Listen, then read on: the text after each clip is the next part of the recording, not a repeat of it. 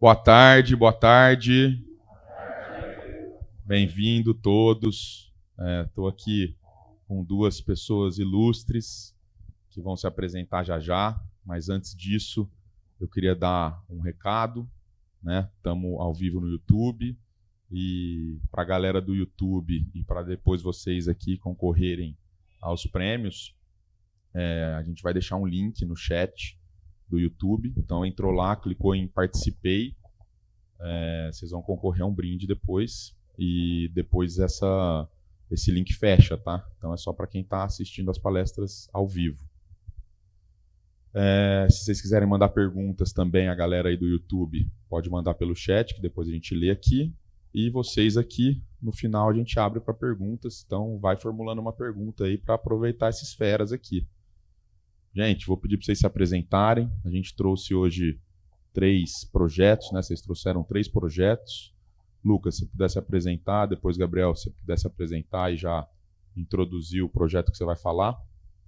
Bom, boa tarde a todos. Fernando, obrigado pela oportunidade de estar aqui hoje. O meu nome é Lucas, sou coordenador de manutenção automotiva, responsável ali pela manutenção primária, né? Lubrificação, comboio, que é o abastecimento dos equipamentos agrícolas, borracharia base, borracharia campo.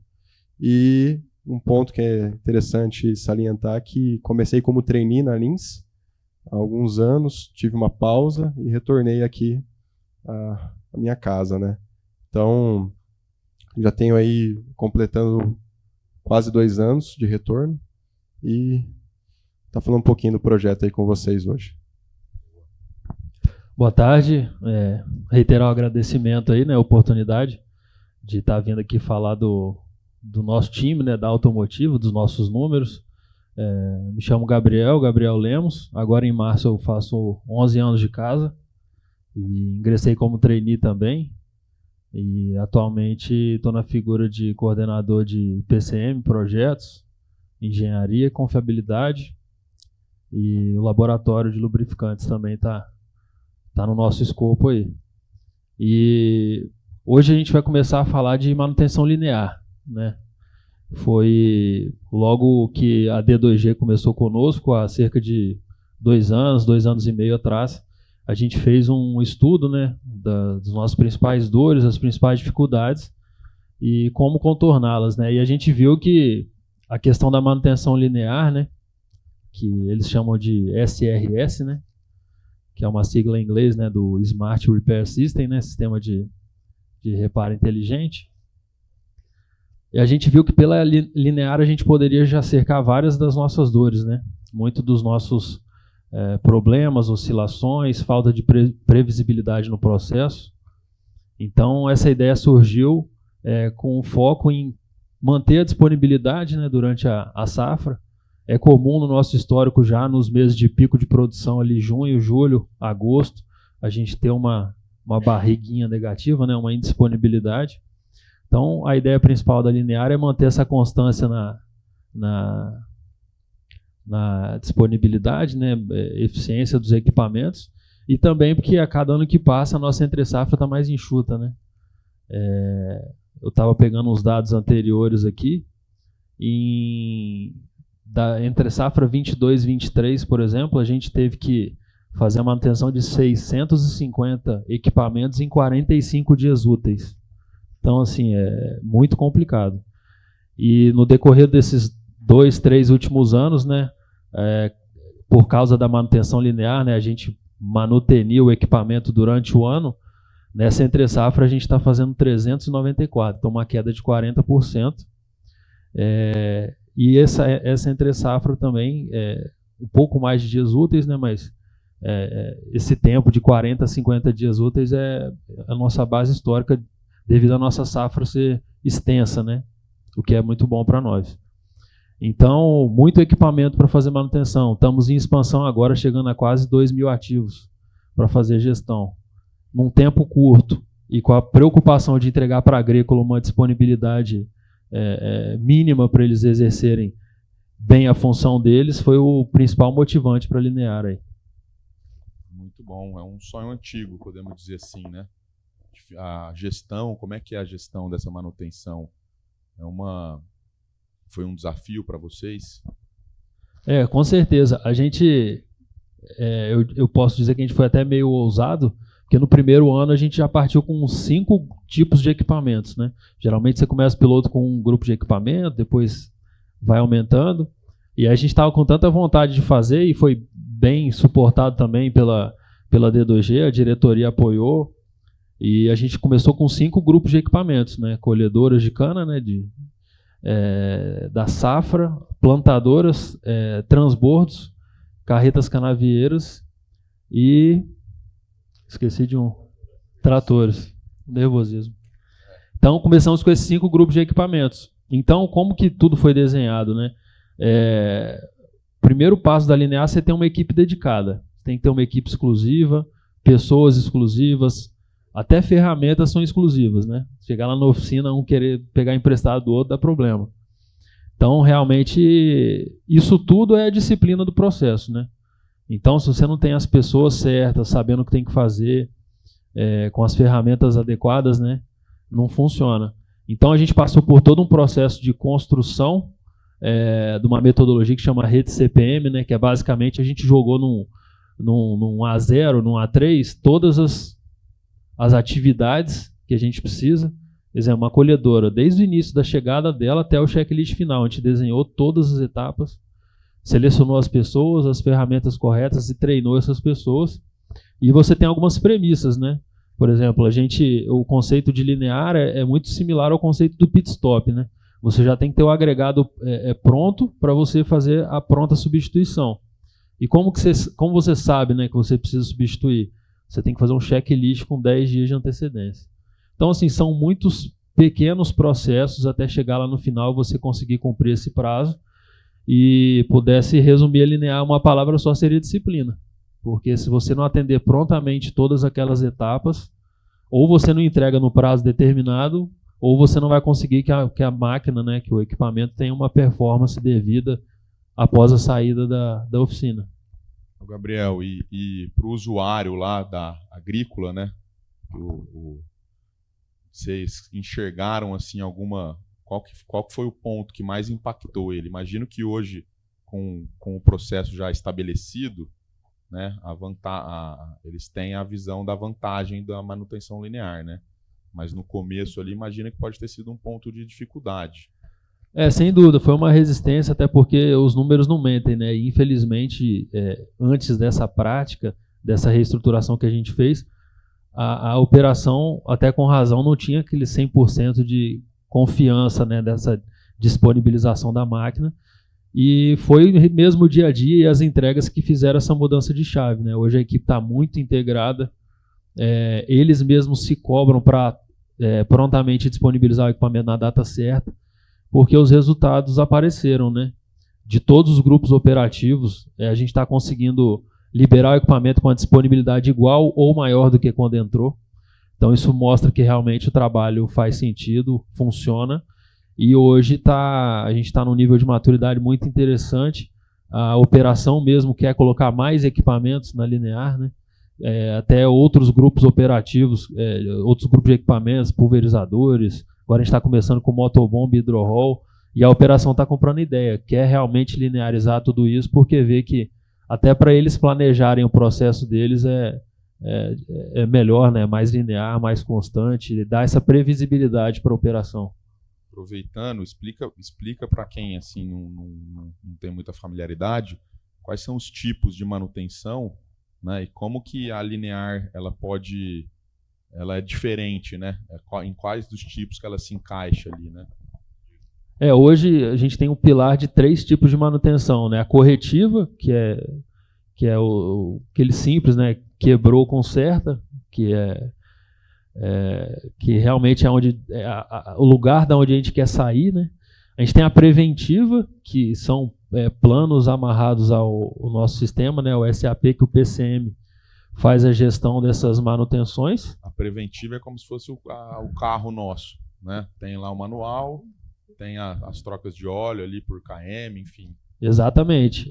A preventiva é a prevenção, né? Então, é estipulada por tempo, seja dias, horas ou km, Isso a gente faz, essa construção desse plano junto com a própria recomendação do fabricante.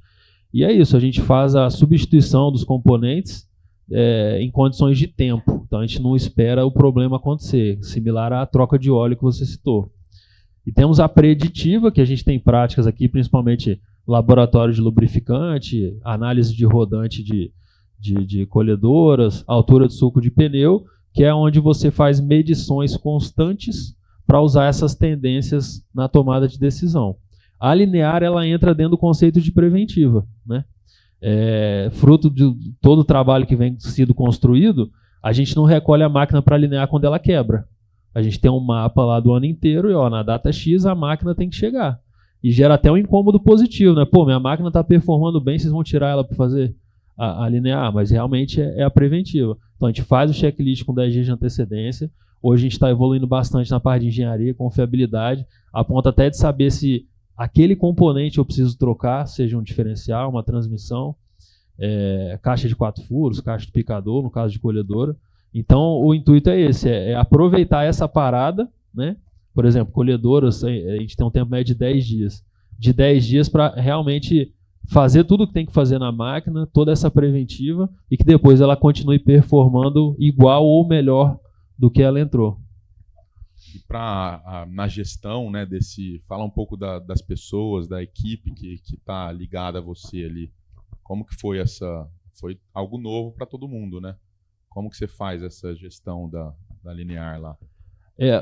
Foi até um item que eu anotei aqui, que foi também primordial, né, para a gente continuar tendo sucesso no projeto, que é a questão da construção dos indicadores, né? Dentro do PCM a gente estruturou, junto com a D2G, todos os indicadores e a gente acompanha semanalmente. Então a gente tem indicadores de custo, indicadores de disponibilidade, se o tempo está sendo obedecido da parada de cada equipamento, né? E a gente tem tudo isso mapeado. Dentro do PCM, a gente tem esse acompanhamento para gerir as ordens, por exemplo, o tipo de ordem de serviço é uma ordem de serviço diferente, né? Uma ordem de reforma. Então, todo esse custeio tem uma tratativa diferente e dentro das equipes de manutenção, cada gestor teve um time destinado para fazer essa manutenção linear. E realmente é um baita de uma disciplina, porque muitas vezes a gente está com pendências até graves no campo, onde você precisaria dar uma atenção maior, mas a disciplina de manter a linear rodando está bem madura. Assim. Então, dentro das nossas equipes de manutenção, trator, carretas, colhedoras, a gente tem equipe destinada para linear, destinada para preventiva, para corretiva em campo. Essa disciplina tem feito toda a diferença. Aí. E nasceu assim, já começou... No início sempre foi assim. Até pela maturidade que a consultoria trouxe, eles trataram isso como premissa. Então a gente comprou a ideia e entendeu, e realmente isso já acontecia antes, né? Eu tenho um cara da preventiva, eu desviar ele para uma corretiva, que a gente sabe que a operação também está precisando. Então a gente comprou a ideia desde o início e temos obedecido isso a rigor. E o pessoal das equipes de manutenção linear, eles estão até com aquele sentimento de orgulho. Sabe, eu sou da linear, eu faço um trabalho realmente que a agrícola está gostando, eles estão sentindo parte do negócio mesmo. Então, isso faz toda a diferença. Na hora da gente fazer ali o mapa do dia, né, separar as rotinas, eles realmente eles apresentam com orgulho aquilo que eles estão fazendo, entendeu? Tem sido bem, bem bacana isso daí. Bacana.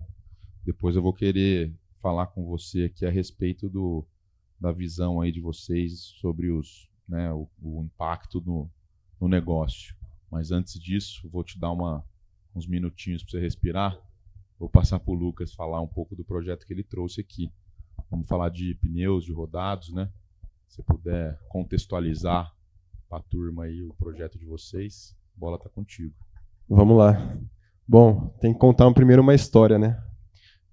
Para quem não sabe, hoje nós temos, de forma simplificada, né, 2 tipos de carretas na Lins, né, canavieira. Nós temos a linha leve e a linha convencional.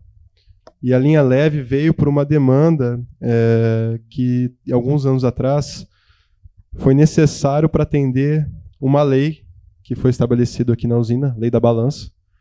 E quando foi estabelecida essa lei, precisou-se buscar no mercado carretas mais leves, né? E um dos pontos, além de todo o seu material ali de construção ser mais leve, foi olhado para a questão das rodas e pneus. Então, a linha convencional, nós temos os pneus da medida 295, duplados, né? Ou no mercado a gente costuma falar que é o filipado. E essas carretas da linha leve são do modelo single, é um pneu só, na medida 385. E, para vocês terem uma noção, a redução de um filipado para um pneu só, sendo uma roda de alumínio, considerando todos os pneus, dá em torno de 1.100, 1.200 quilos. Então, foi um ponto necessário a reduzir no projeto para conseguir atender essa necessidade de construção das carretas da linha leve. Porém, não se sabia o desempenho desse pneu aplicado às estradas de terra, porque é um pneu 100% rodoviário. E, a partir disso, a gente começou a identificar algumas oportunidades. Passou-se alguns anos, saímos da lei da balança inicialmente desenhada para 74 toneladas, para hoje, no de 92, 93 toneladas, podendo chegar a 100 toneladas. Então, com o passar dos anos, a gente viu que esse pneu 385 não atendia a nossa necessidade. Primeiro, por ele ser 100% rodoviário, e é um pneu de ótimo desempenho, porém nas famosas estradas longas, as highways dos Estados Unidos, se a gente pegar esse pneu e aplicar para uma estrada com uma serra, ele também não vai ter uma longevidade. Então, o modelo de construção dele não foi favorável para o nosso negócio, e também a questão da sua durabilidade, de forma geral, por não atender a sobrecarga que ele estava sofrendo. Então, quando ele foi desenhado para 74 toneladas, ele atendia a necessidade. Porém, com a evolução que nós tivemos, ele passou a ter uma sobrecarga. Então, 2 pontos que diminuíram a vida útil do pneu. A questão da sua construção e a sobrecarga que ele sofria. E aí começa a desenhar a oportunidade de melhorar essa questão. Por quê? Esse pneu aplicado às carretas representa 60% do orçamento. Mas quando a gente abre e olha o cenário, hoje eu tenho 2.300 pneus nas carretas. 2.300 pneus, quantos são da medida 385? São 710 pneus aproximadamente. Então, eu tenho 30% de quantidade de pneus consumindo 60% do meu orçamento anual. Então, é um impacto muito grande. E aí a segunda premissa foi olhar a questão de atendimentos.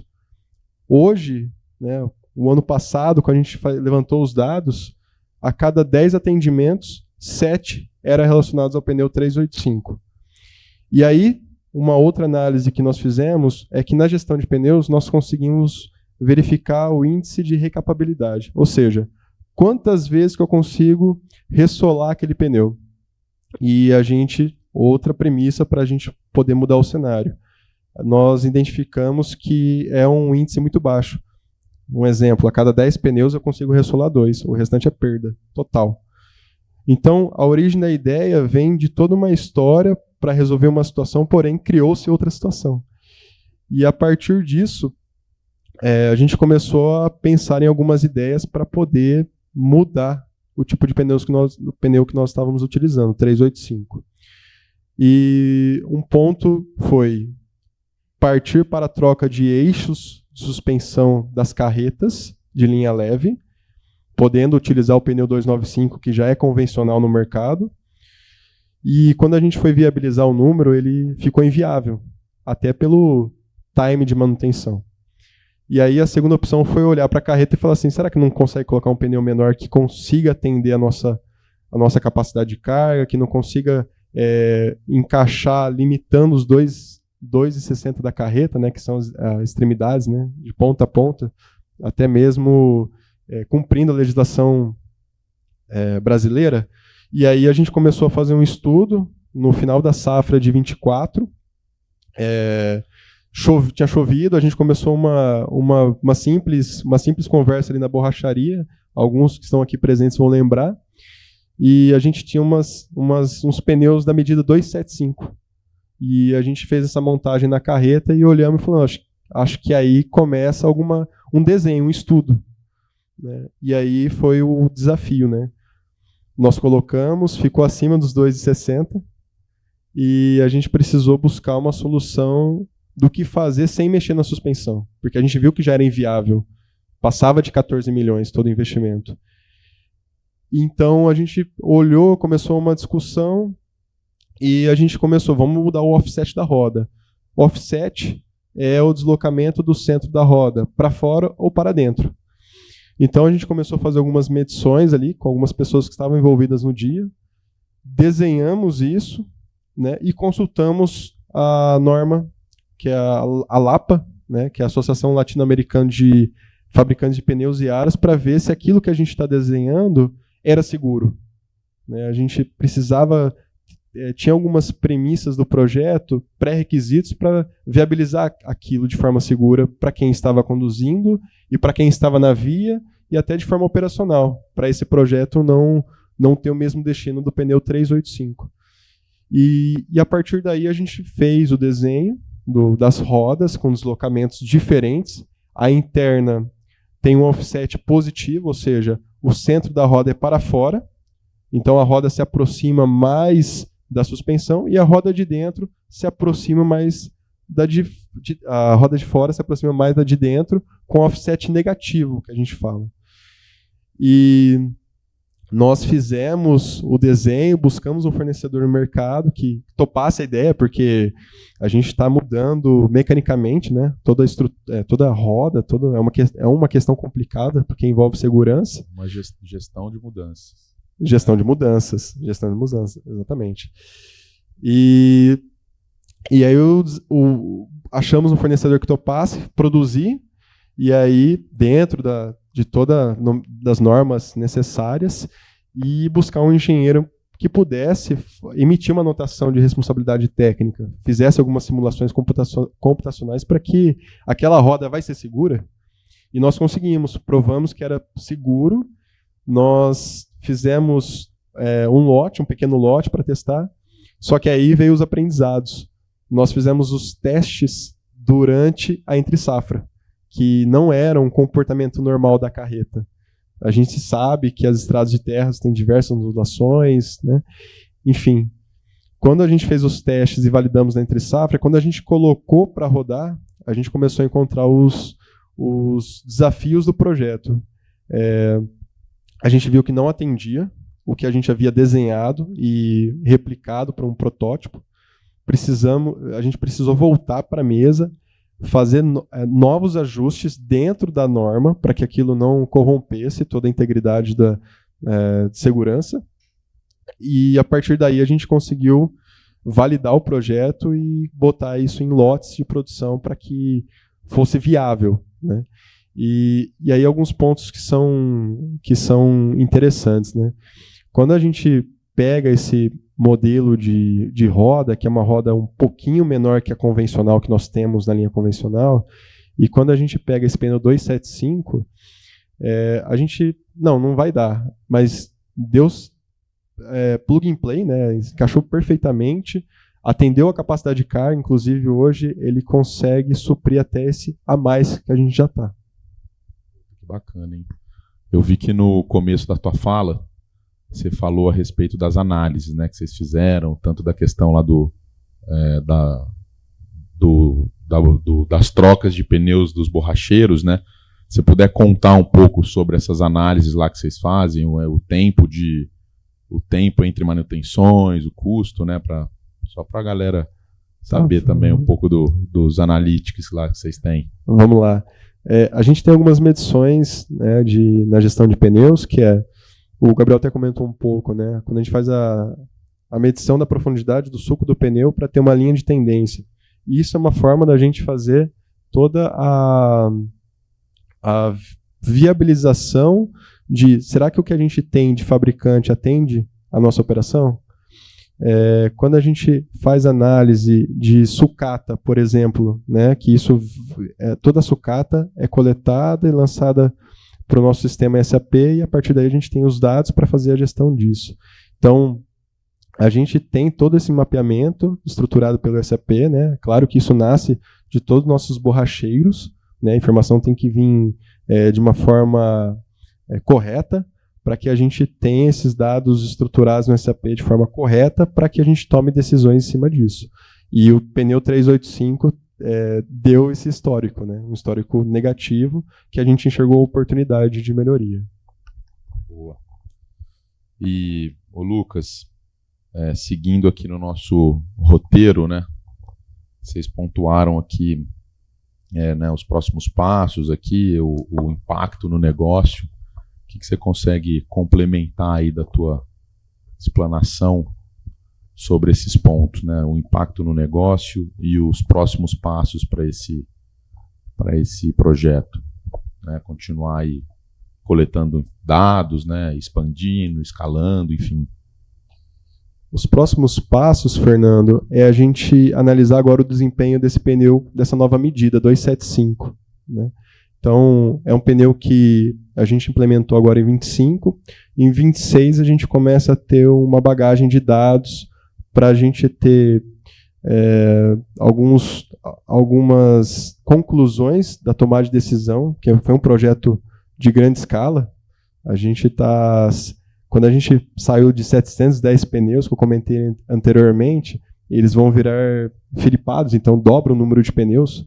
Então, você demanda de um OPEX e de um CAPEX para a implementação do projeto e depois o OPEX para manter tudo isso.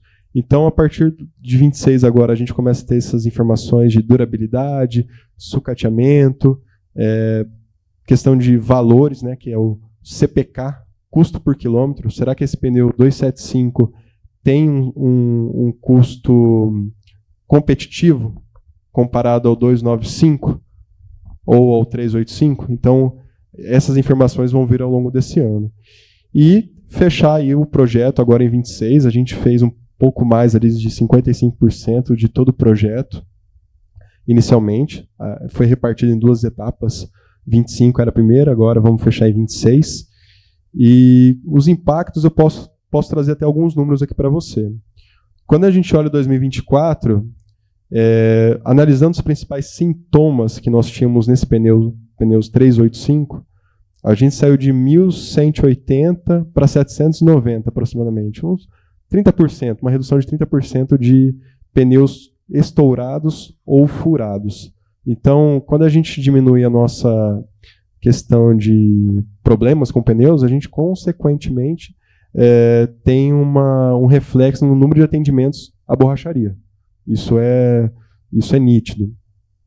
A gente também teve um impacto, acho que até uma forma de analisar o negócio como um todo, uma preservação de CAPEX, porque ao invés de seguir uma solução, a gente que era substituir os eixos e demandar um valor até 3 vezes mais, a gente optou por uma solução tecnicamente viável, segura e financeiramente melhor para a empresa.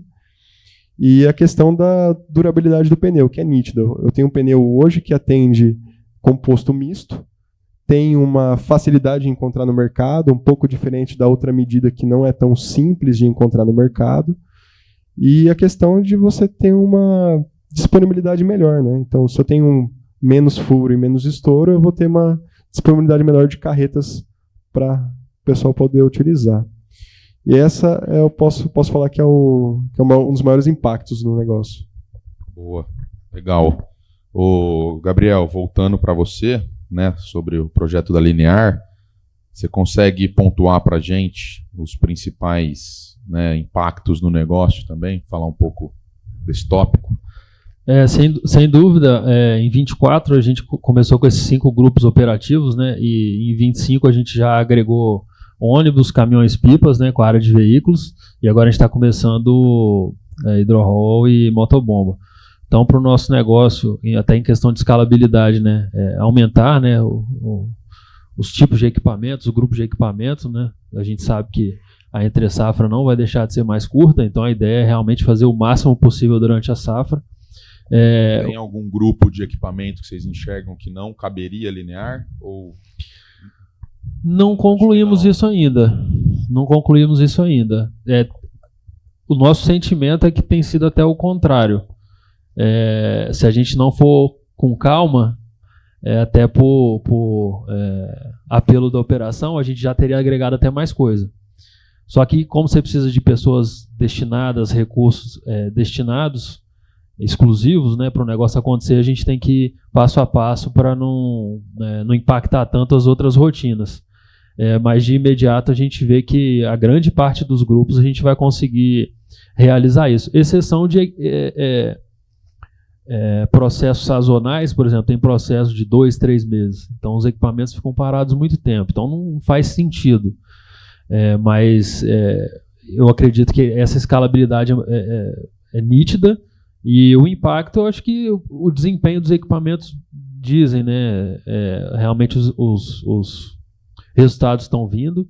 E uma coisa muito interessante, né? Os usuários, né? Nós da operação, quando você recebe um equipamento, né, bem manutenido, caprichado, assim, eu acho que é natural do ser humano que a gente já, o mínimo que eu tenho que fazer é zelar mais. Então, o que a gente percebe, até interessante, muitos dos nossos equipamentos em 25, a gente refez o que a gente tinha feito em 24, porque é cíclico, né? E aí, nessa segunda visita dos mesmos equipamentos, a gente gastou menos tempo, menos dinheiro e conseguiu a mesma ou igual performance. Então, mostra também que a equipe de campo também está cuidando mais, sabendo usar melhor o equipamento, e quando a gente retorna, esse equipamento para a oficina está vindo em condições bem melhores do que as primeiras passagens.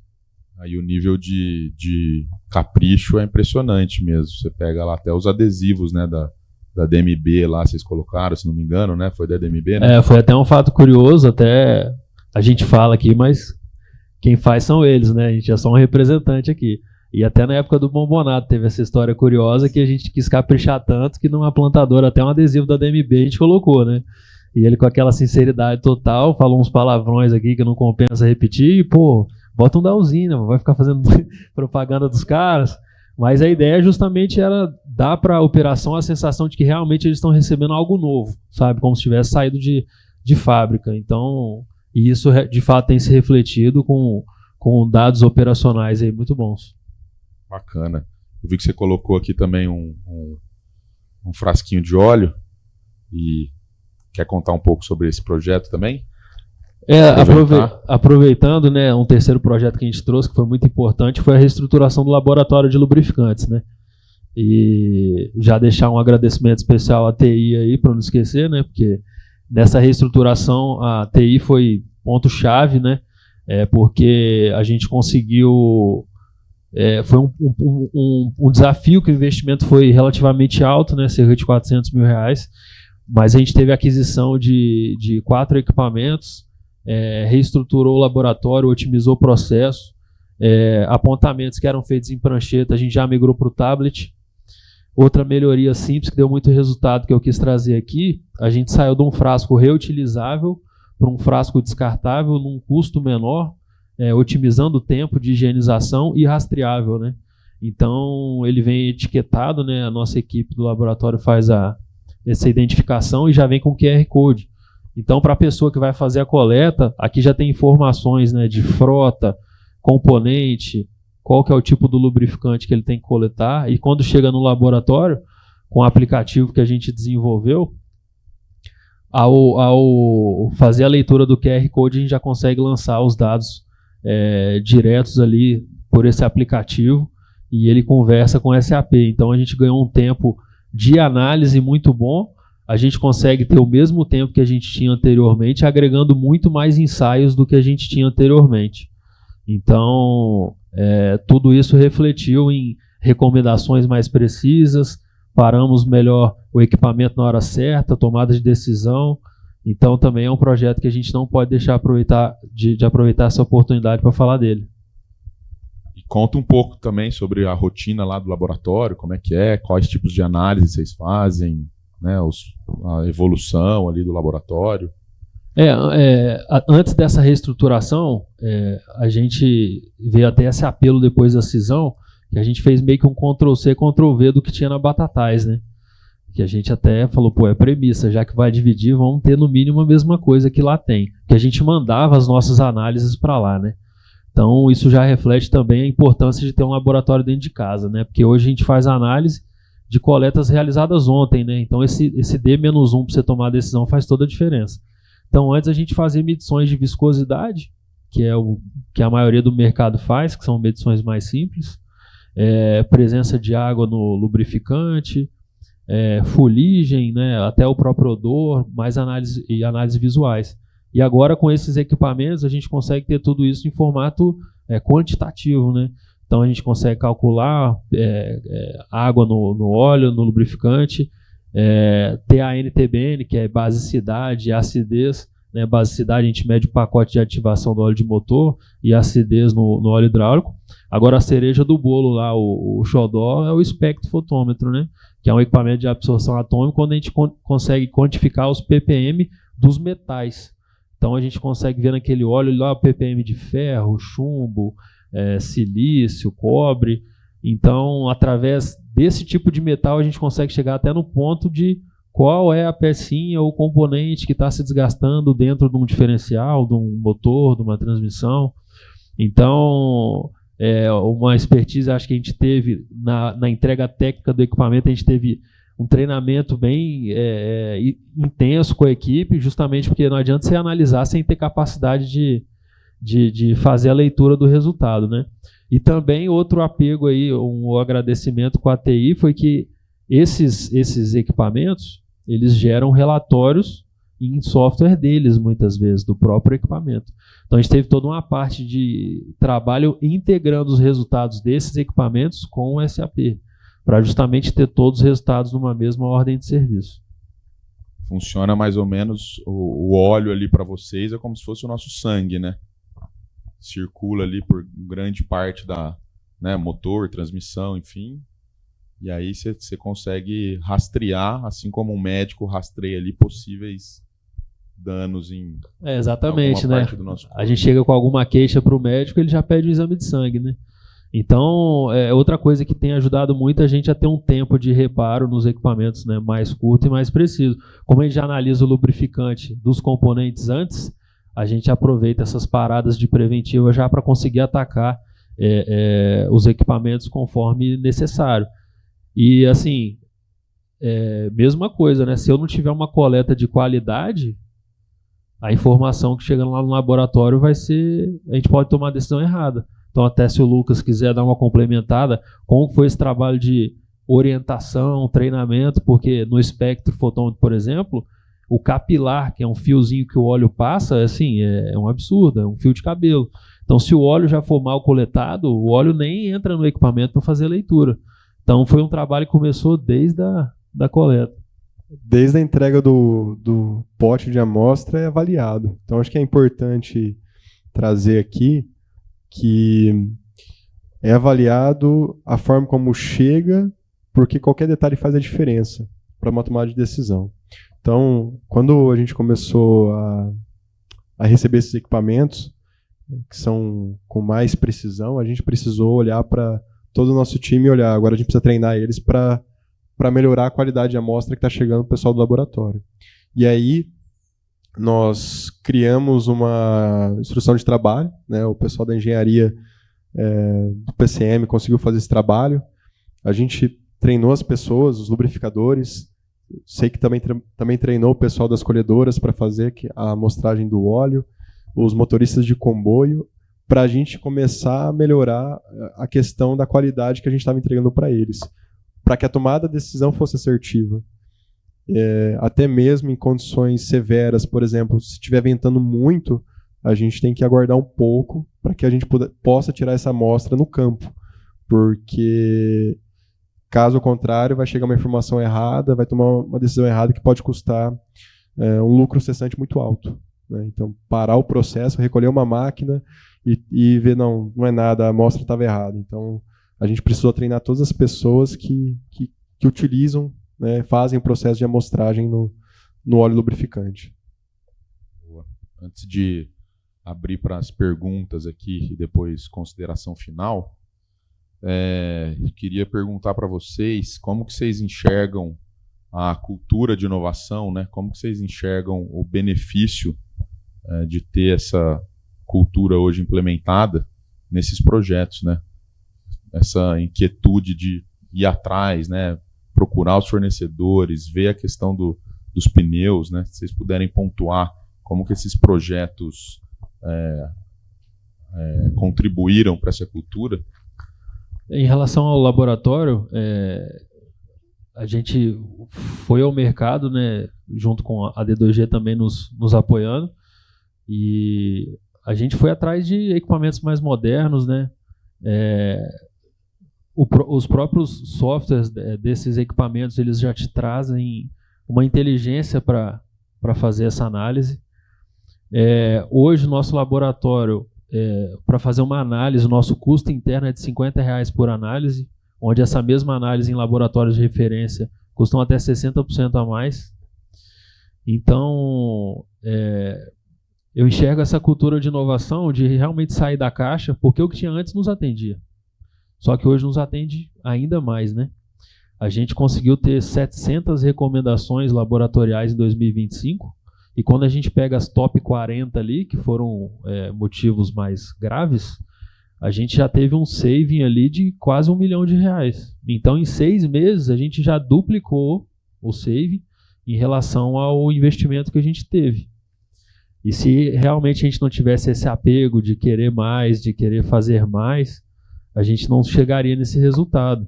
E com a facilidade da otimização do processo, da informatização, da automatização da leitura, da inserção de dados de forma mais automática, hoje, com o mesmo tempo, a gente faz em média 1.000 análises por mês, com a mesma equipe a gente consegue fazer. Então, nos trouxe muitos resultados em relação à otimização de processo, né?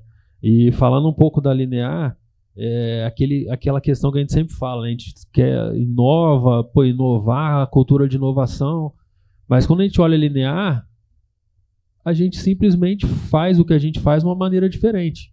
Então, muitas vezes a gente quer sair da caixa, quer ir atrás de tecnologia, tudo, mas só de uma forma diferente de fazer as coisas, que assim, a grosso modo, a gente está dividindo a entre-safra em 12 meses, a gente já colheu muitos frutos positivos. Então, mostra que a inovação também está dentro de casa pelo simples fato de fazer diferente.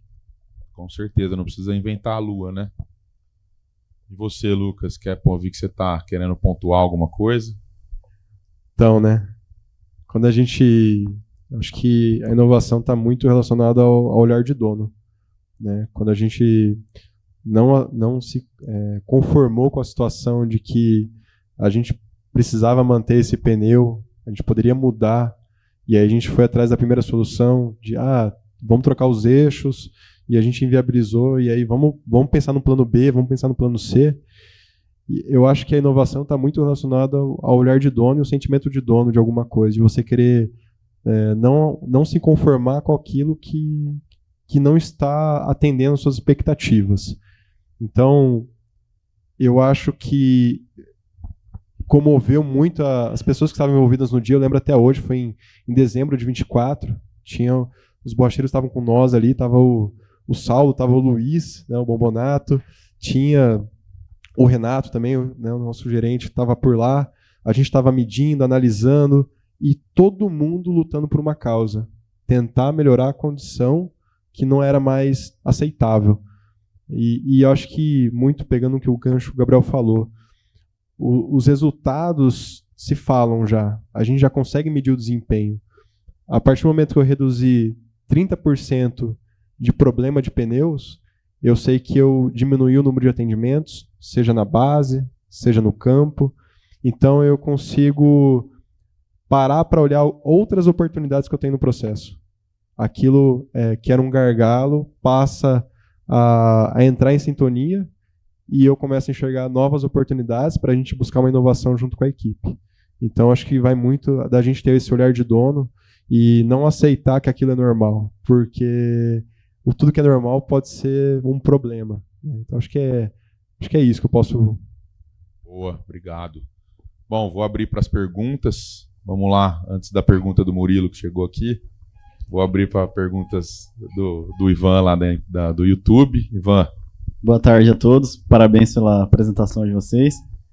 O Edson perguntou aqui, ó, Gabriel, você disse que temos 3 tipos de manutenção. Poderia quantificar aproximadamente as quantidades de ordem de manutenção gerada em cada tipo dessas manutenções? E quantas análises de óleo pretendem fazer mensalmente? Pergunta boa, mas não foi o que a gente combinou. Mas, atualmente, a gente está com uma média de 60% corretiva, 30% preventiva e 10% preditiva. E qual que é o nosso, onde a gente almeja estar, né? Até um indicador que a D2G nos provoca muito, que é um desafio, ter 40% preventiva, 30% preditiva e 30% corretiva. 40, 30, 30. Diminuir, né, naturalmente as corretivas. Então, em percentual, esse é o nosso cenário e a gente vem evoluindo ano a ano, né? O fato da gente dentro das oficinas ter equipe específica de preventivo e corretivo ajuda muito, né? E realmente o pessoal está entendendo que a preventiva vale a pena, né? Vale a pena. E como você até perguntou para o Lucas na questão dos indicadores, né, que é o MTBF, MTTR, que é o tempo médio de reparo, tempo médio entre falhas, nós estamos melhorando esses índices, né? Até a própria disponibilidade, né? Em 24 a gente fechou com 90, em 25 a gente fechou com 92. Então é fruto que a preventiva funciona. E a outra pergunta do Edson, atualmente a gente faz 1000 análises por mês. Quando a gente fala em 1000 análises, a gente está falando só de lubrificante. Então a gente ainda faz em média 120 análises de torta, que a gente faz a análise de umidade, que antes era terceirizado, então a gente também conseguiu agregar isso daí. Nos períodos sazonais de soja, a gente também faz umidade. E agora, até um próximo passo aí, a gente está tentando uma parceria com a indústria para agregar algumas análises dele. Então, eu não sei quantificar o quanto a mais das 1000 a gente conseguiria, mas uma coisa é fato, hoje a gente consegue usar melhor esse tempo com mais qualidade, porque a gente faz mais ensaios com o mesmo tempo, né? Antes de 5 dias na semana, de 1 dia a 1 dia e meio, a gente perdia com 2 analistas só higienizando frasco, para você ter ideia. Então hoje nos 5 dias úteis a gente está conseguindo englobar todas essas análises e realmente a gente quer sentir o nosso limite, assim, pegando um pouco dessas análises na indústria, porque naturalmente o nosso custo de análise diminuiria, porque a gente quer aproveitar todo o recurso que a gente tem. Muito bom, tem um espacinho, então dá para espremer um pouquinho. Bom, mais alguma pergunta aí, Ivan? Não. Queria abrir aqui vou te liberar, Murilo. Queria abrir aqui para vocês, se alguém tiver alguma pergunta. Vai lá. Mais fácil. Boa tarde a todos. A minha pergunta vai para o Gabriel a respeito da Linear. Se você acha que é possível a gente no futuro aí linearizar aí 100% das nossas manutenções aí de equipamentos, para a gente não ter mais esse período aí de entre-safra sendo reforma, né? A gente usar esse período para outros tipos, como treinamentos, enfim, outras coisas. Essa pergunta a gente se faz direto, né, lá dentro de casa. E é possível. 100%, talvez não, porque, como eu disse, a gente tem algumas operações um período muito curto, então talvez não compensaria.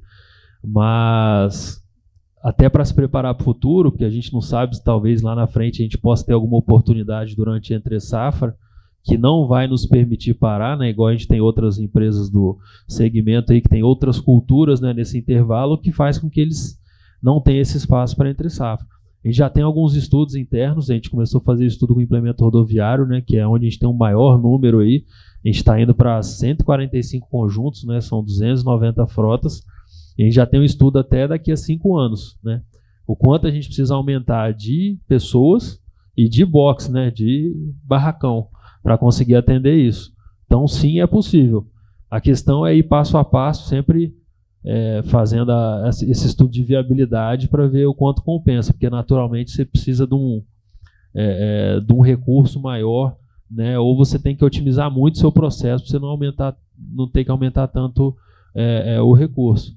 Mas a gente tem sim esse estudo. Para exemplificar aqui, né? Essa entre safra a gente fez 8 colhedoras de cana, 8 de 41, né? Então, assim, ano a ano a gente está fazendo menos porque está fazendo mais durante a safra. Claro que é um número menor, né? A gente está indo para 45 máquinas agora. Se pega o implemento rodoviário, são 290 carretas, né, por exemplo. Mas é possível sim. A ideia nossa é... Até porque você aproveita e você lineariza os treinamentos, que é um pico nosso na entre safra, e naturalmente reformando menos entre safra, você terceiriza menos. Então a ideia é que sim. Até para a dificuldade, né, de mão de obra, né, tanto de terceiro quanto próprio, né, que chega nesse pico, você tem uma necessidade a mais, né, de hora homem ali, né? Exatamente. A gente sabe que a dificuldade de mão de obra é igual para todo mundo, né, para nós e para o terceiro. E a gente quer baixar esse custo de terceiro, quer trazer tudo para dentro de casa. E a ideia é justamente essa: fazer mais lineares, dar mais tranquilidade para a operação também, mais linearidade e previsibilidade, né? A nossa diretoria cobra muito isso da gente, essa palavra, previsibilidade. A agrícola tem que saber o que espera por eles, e a gente tem que estar pronto para atendê-los. Muito bom, muito bom. Mais alguma pergunta, pessoal? Bom, vou passar para as considerações finais. Lucas, por favor. Bom, primeiramente agradecer o convite de estar aqui hoje. Agradecer todo o time da borracharia, toda a minha liderança, que acreditou na causa para a gente executar junto essa oportunidade, para buscar uma redução, né, de problemas que nós temos. E também agradecer ao Saulo, ao Renato, até o Luiz, né? O Luiz não está mais aqui com a gente, mas fazer um agradecimento porque ele também acreditou na solução. E a todos que estão presentes aqui, obrigado. Obrigado, pessoal do YouTube também que tá ao vivo lá assistindo a gente. Faltou o Rodrigo, né? Vamos puxar um saco, patrocinador. Né? Faltou o sponsor, né, do projeto. Então, e também a todos os usuários das carretas, né? O pessoal da operação e o pessoal de implementos rodoviários, porque a gente identificou que sem a atuação deles para fazer algumas alterações mínimas, mas de grande impacto para a gente implementar o projeto, não seria, né? Então eles ajudaram muito nós ali. Então tem uma gama grande de pessoas envolvidas na operação para a gente conseguir executar o projeto. Então fica meu muito obrigado a todos. É meio clichê, né? Mas tudo que a gente falou aqui, né? Sem as pessoas, né? O time veio em peso aí, da manutenção e da operação. Se não acreditar, cara, nada que a gente falou aqui vai funcionar. Então agradecimento realmente às equipes que acreditaram, né? O Edson que fez a pergunta, que não poderia deixar de citar, é o nosso elo aí entre manutenção e TI, é um cara que sempre nos apoia muito, a TI, a toda a equipe aí, TI, todo mundo participou, porque, de novo, né, sem acreditar nada é possível. Então, o time de manutenção e operação está todo aí. Então, que a gente continue, né, evoluindo. E até uma curiosidade para finalizar, a nossa diretoria cobrava muita gente assim: pô, todo ano eu recebo 10, 15 visitas na agrícola, ninguém quer visitar a oficina. Quando que a gente tem que melhorar e tal? E hoje a gente tem o prazer de receber visita. Então isso é um sinal que, além de estar atendendo a agrícola, a gente está conseguindo ser referência. Então é o que a gente tem buscado todos os dias. A gente sabe que a agrícola nossa é uma referência. Então a gente quer ser uma referência também. E o melhor jeito da gente ser referência é dando embasamento para eles brilharem, né? Então, nosso colega Alessandro Nereu aí, que não está aqui presente hoje, mas ele sempre fala: nossa função é fazer a agrícola brilhar. Ponto. Muito bom. Bom, eu também tenho que agradecer vocês por aceitarem o convite de sentar aqui. Não é fácil, né? Envolve também tempo nesse período que não é fácil sair das funções aí, que a entre-safra não é simples. Então, obrigado e parabéns pelos trabalhos, né? Toda vez que a gente senta aqui para falar dos projetos, a gente sai, pelo menos eu saio muito feliz em fazer parte de tudo isso, porque a gente vê que o nível é excelente mesmo, né? Vocês vão no detalhe, vão atrás e se mexe, né? Fica incomodado e quando se comprometem também fazem de verdade, né? Você vê que são várias pessoas envolvidas, né? Vários setores envolvidos e as coisas estão acontecendo, né? Então, parabéns para todos. Amanhã nós temos o nosso próximo painel nos mesmos horários, né? Às 10h30 da manhã e às 13h30 da tarde. Encerrando aí mais um dia hoje, então. Obrigado a todos. Valeu.